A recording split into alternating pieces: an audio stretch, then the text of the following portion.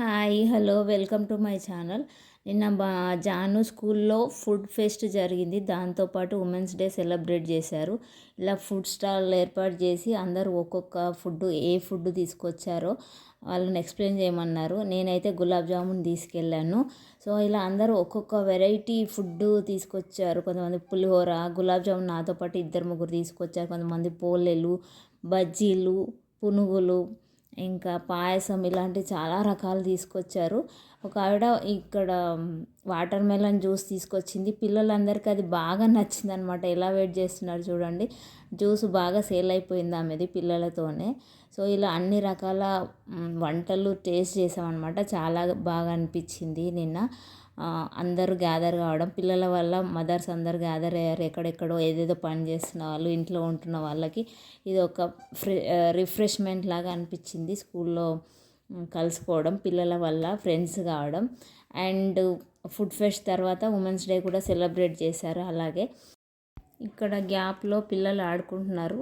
Women's day కోసం ఇలా ఒక కొత్త థీమ్ ఏర్పాటు చేశారు. ఇది నాకు చాలా బాగా నచ్చింది.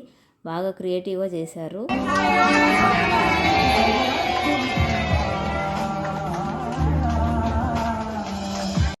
ఇలా కేక్ కట్ చేసి ఉమెన్స్ డే సెలబ్రేట్ చేసుకున్నాం అన్నమాట. అందరూ వచ్చారు నిన్న. ఆల్మోస్ట్ అందరూ పిల్లల మదర్స్.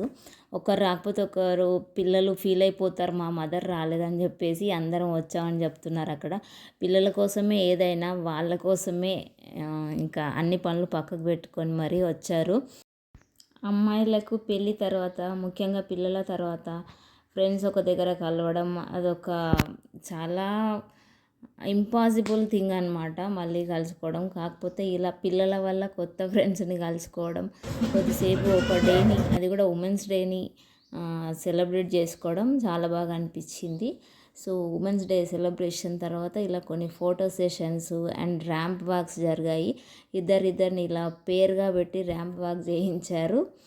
అండ్ తర్వాత మ్యూజిక్ పెట్టి డ్యాన్సులు చేశారు. ఇలా మ్యూజిక్ పెట్టగానే మా జాను చూడండి డ్యాన్స్ స్టార్ట్ చేసేసింది. అందరూ చాలా ఎనర్జెటిక్గా, చాలా యాక్టివ్గా ఉన్నారు. చాలాసేపు డ్యాన్స్లు వేసేసారు. అయితే నేను తొందరగా వచ్చేసాను. ఎందుకంటే మా బాబుని వదిలేసి వెళ్ళాను. వాడు ఇంకా చాలాసేపు అయింది, ఏడుస్తాడని చెప్పేసి నేను వచ్చేసాను.